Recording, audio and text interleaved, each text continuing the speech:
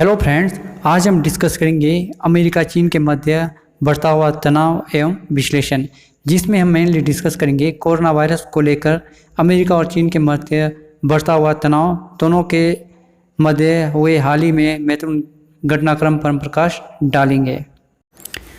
संयुक्त राज्य अमेरिका और चीन दोनों देश के बीच संबंध जटिल रहे हैं और सकारात्मक से लेकर अत्यधिक नकारात्मक तक। दोनों देश आमतौर पर कोरियन वॉर और वियतनाम वॉर के दौरान खुले संघर्ष के कुछ समय के साथ सितर रहे हैं। 1980 के बाद आर्थिक संबंध तेजी से बढ़े।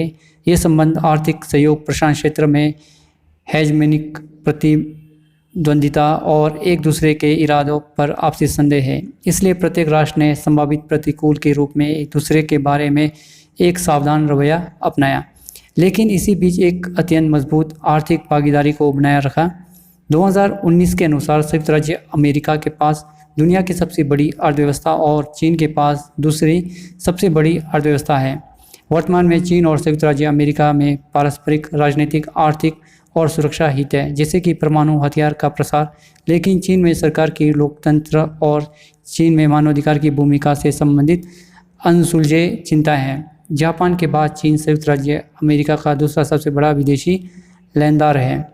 दोनों देश दक्षिणी चीन सागर में क्षेत्रीय मुद्दे पर विवाद में है।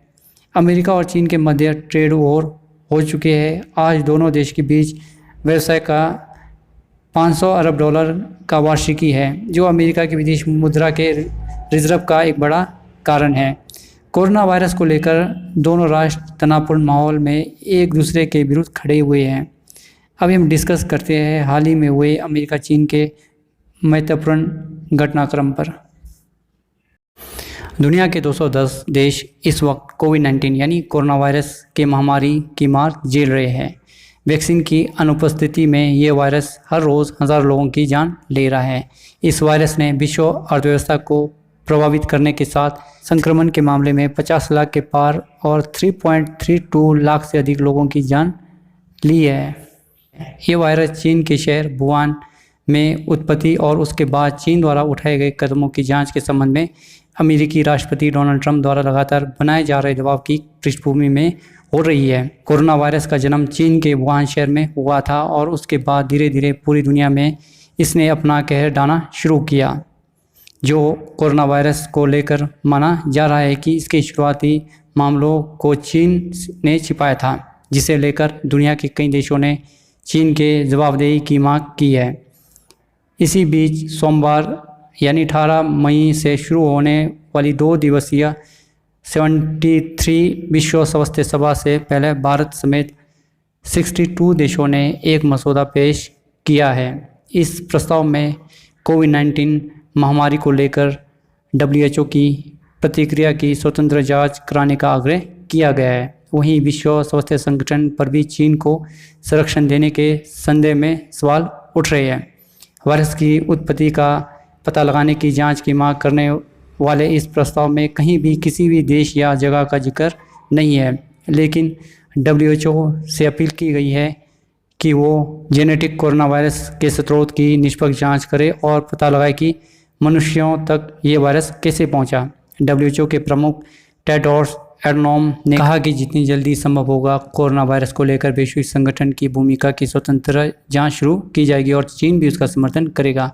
WHO की बैठक में टेड्रोस एडनोम ने दुनिया के स्वास्थ्य मंत्रियों और अन्य नेताओं के सामने ये वादा किया।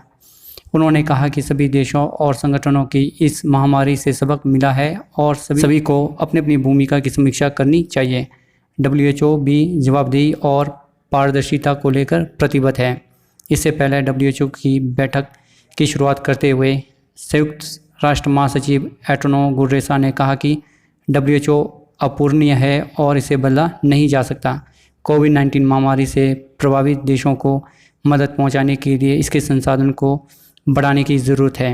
उन्होंने ये भी कहा कि कई देशों ने कोविड-19 पर WHO के सुझाव पर ध्यान नहीं दिया और एक दूसरे के विरोध कदम उठाए, जिसकी भारी कीमत चुकानी पड़ी।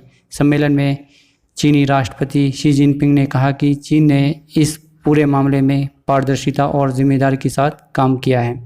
शी जिनपिंग ने कहा, हमने विश्व स्वास्थ्य संगठन और संबंधित देशों को समय समय पर जानकारी दी थी।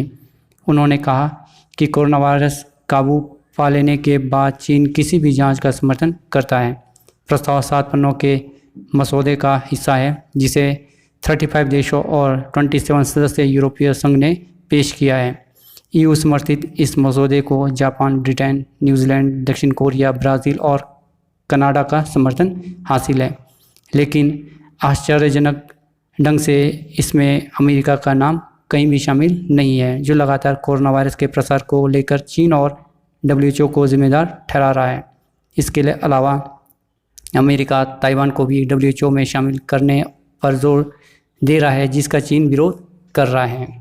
इस प्रस्ताव का समर्थन भारत भी कर रहा है और कोरोना वायरस के फैलने को लेकर भारत ने पहली बार अंतर्राष्ट्रीय स्तर पर रुख को पेश किया है, जिसका भारत ने भी समर्थन किया है।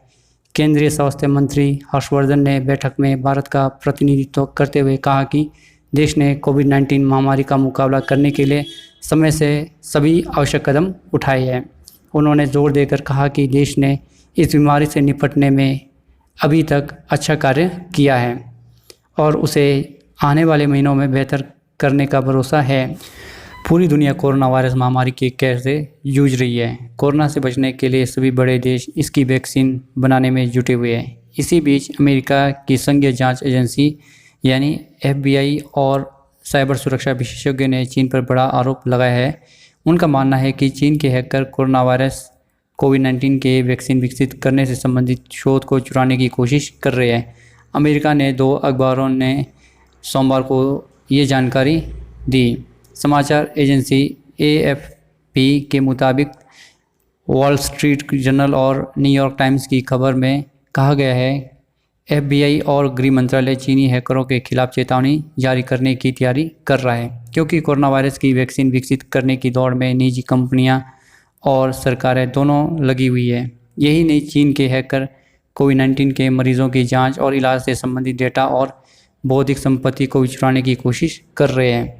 खबरों में कहा गया है कि अमेरिकी अधिकारियों का आरोप है कि यह हैकर चीन की सरकार से जुड़े हुए हैं। जल्द ही इस संबंध में आधिकारिक चेतावनी जारी की जाएगी। दूसरी ओर अमेरिका के आरोपों को खारिज करते हुए चीन के विदेश मंत्रालय के प्रवक्ता जाओ लीजियान ने कहा कि चीन साइबर हमलों के सख्त खिलाफ है। उन्होंने कहा, हम कोरोना वायरस के इलाज और वैक्सीन रिसर्च में अग्रणी है। बिना किसी सबूत के अफवाह और अपशब्दों के आधार पर चीन को निशाना बनाना अनैतिक है। गुरुवार को अमेरिकी राष्ट्रपति डोनाल्ड ट्रंप ने चेतावनी देते हुए कहा कि अमेरिका चीन के साथ सभी संबंध खत्म कर सकता है। फोकस न्यूज़ को दिए गए इंटरव्यू में उनसे पूछा गया कि अमेरिका किस तरह से चीन को जवाब देगा, तो उन्होंने कहा, हम कई चीज़ें कर सकते हैं। उन्होंने कहा कि अगर हम सभी रिश्ते ख़त्म कर देंगे तो हम $500 बिलियन बचा सकते हैं। उन्होंने कहा कि शी जिनपिंग के साथ उनके रिश्ते बहुत अच्छे हैं, लेकिन मैं अभी उनसे बात नहीं करना चाहता। दूसरी ओर चीन ने अमेरिका से समझौता करने और कोरोना महामारी के खिलाफ लड़ाई में पूरा सहयोग देने की बात कही है। चीन का ये बयान अमेरिकी राष्ट्रपति डोनाल्ड ट्रंप की धमकी के बाद आया। चीन के विदेश मंत्रालय के प्रवक्ता जाओ लीजियान ने एक प्रेस ब्रीफिंग में कहा, चीन अमेरिका संबंधों के विकास को बनाए रखना दोनों देशों में लोगों के बुनियादी हितों में है और ये दुनिया में शांति और स्थिरता के लिए भी ज़रूरी है। वर्तमान में चीन और अमेरिका को महामारी के खिलाफ मजबूत सहयोग बनाए रखना चाहिए। जितनी जल्दी हो सके मरीजों को ठीक करना चाहिए और इकोनॉमिक प्रोडक्शन को फिर से पटरी पर लाना चाहिए। ये सभी मुमकिन होगा जब अमेरिका चीन से समझौता करेगा। दूसरी ओर चीन ने ताइवानी राष्ट्रपति को बधाई देने पर अमेरिका को खुलेआम धमकी दी है। चीनी विदेश मंत्रालय ने कहा कि अमेरिका को इसका अंजाम भुगतना पड़ेगा।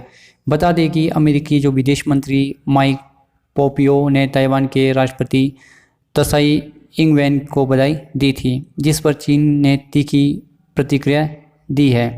चीन ताइवान को अपना हिस्सा मानता है, जबकि ताइवान ने हमेशा इसका विरोध किया है। अमेरिका ने बहुत बड़े कदम उठाते हुए अमेरिकी कंपनियों को अपने मैन्युफैक्चरिंग यूनिट चीन से वापस अपने देश लाने में मदद के लिए एक प्रभावशाली सांसद मार्क ग्रीन द्वारा पेश किए गए विधेयक the brick American company home act में इन कंपनियों को वापस लाने की पूरी लागत और चीन आयात पर लगने वाले आयात शुल्क को कवर करने के लिए कहा गया है। सांसद ने कांग्रेस में एक विधेयक पेश किया है। माना जा रहा है कि कोरोना वायरस महामारी के चलते आने वाले दिनों में बड़ी संख्या में अमेरिकी कंपनियां चीन से बाहर निकलेगी। ग्रीन का कहना था कि देश अर्थव्यवस्था को मजबूत बनाने के लिए अमेरिका में निवेश आकर्षित करना ज़रूरी है। हालांकि अमेरिकी कंपनियों के लिए अपने देश में आने में एक सबसे बड़ी जो ऑब्स्टेकल लगती थी वो लागत की होती है। वहीं उन्होंने कहा था कि चीन भरोसेमंद साझेदारी नहीं है, इसलिए चीन पर निर्भरता कम करने की ज़रूरत है।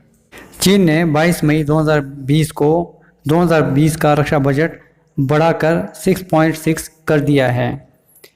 इतना बजट कोरोना काल में बढ़ना एक रहस्यमय है।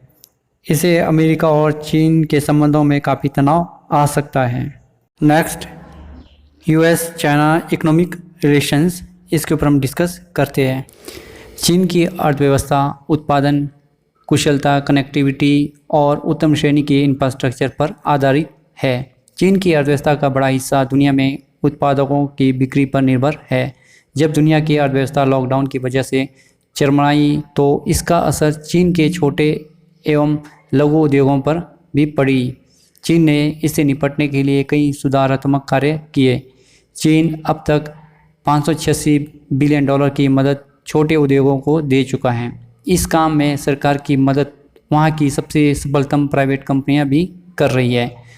अलीबाबा के संस्थापक जैक मा अब तक $282 बिलियन की मदद चीन के लघु उद्योगों को उभारने के लिए कर चुके हैं। डिलीवरी साइंस म्यूटॉन देश के बैंकों के साथ मिलकर छोटे उद्योगों को अब तक $2.1 बिलियन के लोन कम ब्याज पर बांट चुके हैं। इसे कहते हैं पब्लिक प्राइवेट पार्टनरशिप, जहां प्राइवेट कंपनियां देश को बनाने में सरकार का सहयोग अच्छी तरह से करती है। चीन और अमेरिका चाहे एक दूसरे को कितना भी क्यों ना कोसले, एक दूसरे के बिना इन देशों की नुकसानी उठाना पड़ेगा। आपको बता दें कि अमेरिका के 97% एंटीबायोटिक चीन में बनते हैं। अमेरिका की सबसे मूल्यवान कंपनी एप्पल अपने अधिकतम पार्ट्स चीन में बनाती है। चीन की कंपनियां अभी तक अमेरिका बाज़ार में सफलता पाने का प्रयास कर रही है। अगर जूम ऐप का ही उदाहरण ले तो यह ऐप अमेरिका की सिलिकॉन वैली में बनाया गया है, लेकिन इसे बनाने वाला चीन के शेंडोंग प्रांत में पैदा हुआ है।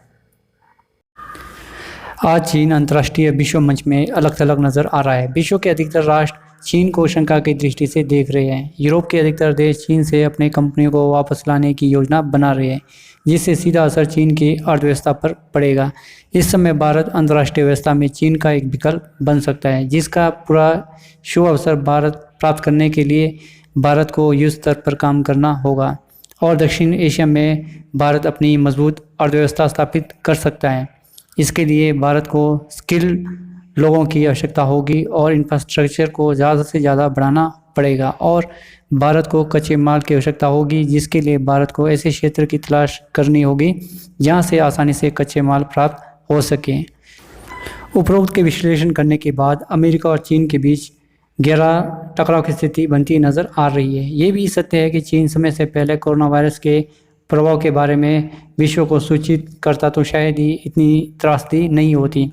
आज पूरे विश्व पटल पर चीन पूरी तरह से अलग थलग नज़र आ रहा है। यदि कोविड-19 के स्रोतों का पता भी लग भी जाए तो इसका भरपाई कैसे की जाएगी, ये भी एक चिंता का विषय है। Dear friends, please subscribe my channel and press the bell icon.